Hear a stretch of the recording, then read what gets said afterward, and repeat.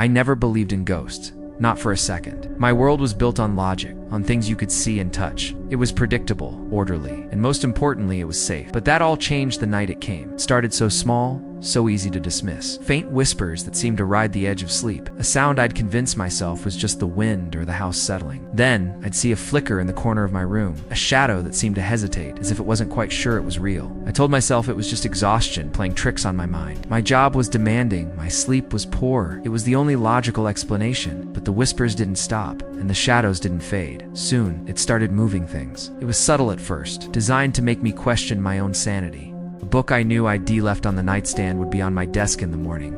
A coffee mug would be tipped over in the kitchen sink. Always happened when I wasn't looking, always when I was alone. I'd walk into a room and just feel a wrongness, a disturbance, a cold spot that had no reason to be there. I started double-checking everything, taking pictures of where I left things just to prove I wasn't going crazy, but the evidence only confirmed the impossible. Then came the nightmares.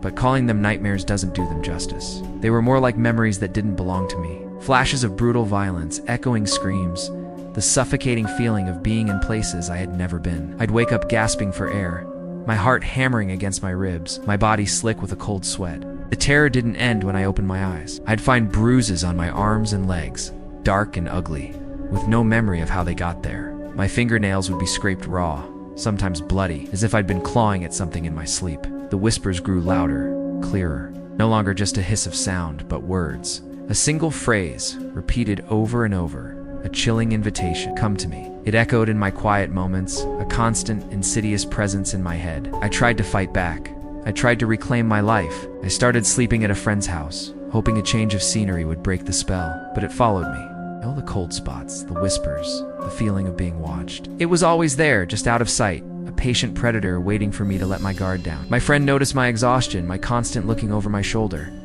You seem really stressed, she'd say, and I'd just nod, unable to explain the truth without sounding completely unhinged. The night I finally saw it, everything changed. I was lying in bed, paralyzed by that familiar, creeping dread, and then it materialized at the foot of my bed. A woman. Her skin was pale as ash, stretched tight over her bones. Her eyes were hollow sockets, black as ink, yet they stared right through me. She hovered there, a faint smile playing on her lips as she twisted her body in ways that were utterly unnatural, like she had no bones at all. Earth out, her mouth opened, forming silent words, but the sound wasn't in the air. It was inside my head. A voice, cold and possessive, that wasn't my own. You belong to me, it said. I screamed. A raw, guttural sound of pure terror. I scrambled out of bed and ran, not even caring where I was going. I slammed and locked doors. I covered the mirrors. Even tried praying out loud, reciting words I hadn't thought of since I was a child. But through it all, I could hear her laughter echoing in my mind. It was a sound of amusement, of triumph. Nothing worked. Every time I closed my eyes, even for a second, I could feel her.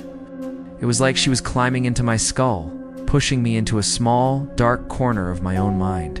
I was losing control of my own body, my own thoughts. They were no longer mine. They felt alien, intrusive. I found myself writing things down in a notebook, strange symbols, names I didn't recognize, fragments of poems in a language I didn't know. I would be talking to someone, and suddenly a different voice would come out of my mouth, sharp and bitter. But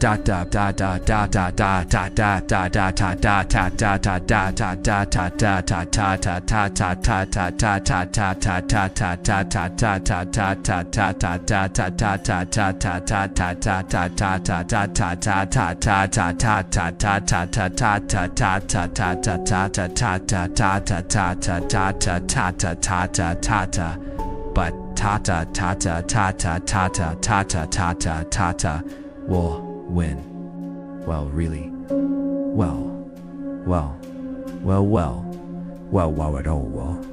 Well, and up and one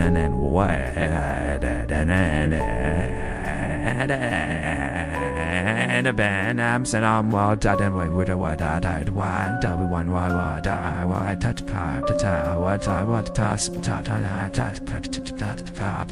I knew I needed help. I went to doctors, psychologists, even a priest my frantic mother recommended.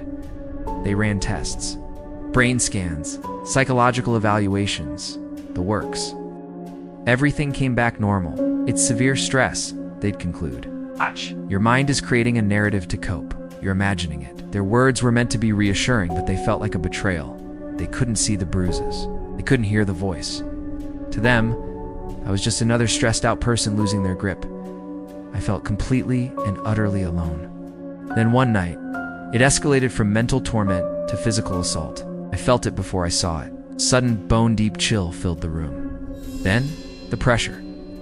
I could feel icy cold, spectral fingers wrapping around my throat. I couldn't breathe.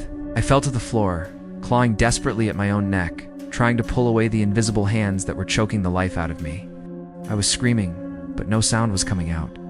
As I was blacking out, gasping for air, a memory surfaced. Not one of hers, but one of mine. It was foggy, distant, but clear enough. A book, a dusty old journal I'd bought at a yard sale years ago and forgotten about. It was leather-bound, its pages yellowed with age. I had bought it just because it looked interesting, and then tossed it into a box in my closet. I lay there on the floor. The image of the inside cover flashed in my mind. A name scratched into the paper in an elegant, spidery script. Elara. As soon as I could move, I tore my closet apart until I found the box. There it was. The journal. And there was her name. Elara. With a new sense of desperate purpose, I turned to the one place I had left. The internet. I started researching the name, the style of the journal, anything I could find. It led me down a rabbit hole of local legends and forgotten folklore, and I found her. The legend of Elara, a woman who had lived over a century ago, who had died a violent, tragic death. Consumed by rage and betrayal, her spirit was said to be trapped between worlds, too angry to move on, desperately seeking a living host to latch onto, to live through, to possess. The pieces clicked into place. This wasn't a haunting. It was an attempted possession. I realized I couldn't fight her with brute force or by running away. She was inside me. I had to confront her, not with strength, but with ritual, with recognition. I had to turn her greatest weapon, my fear, against her. Locked myself in the bathroom, the one room with no windows. I lit every candle I could find, the flickering light pushing the shadows back. My hands were shaking so badly I could barely hold the match. I looked at my reflection in the mirror, but I wasn't just looking at myself. I was looking for her. Then, taking a deep, shuddering breath, I spoke her name aloud, my voice echoing in the small space. Elara, I see you. I know who you are. This body is mine. You cannot take me. A scream ripped through my head, a sound of pure fury that felt like it was going to split my skull open. I grabbed the journal, held it over the largest candle flame, and began to chant. Repeated the words over and over. You are not welcome here. You are not real. Cannot have me. My voice grew hoarse, then broke. But I didn't stop. I felt her fighting back. Invisible claws dug into my soul, pulling, twisting, trying to drag me down into the darkness with her. It was the fight of my life. And then, silence. The screaming in my head stopped. The crushing pressure vanished. The room went absolutely still. Looked up at my reflection in the mirror. It was just me. My eyes, my face, my fear. The shadows on the wall were just shadows.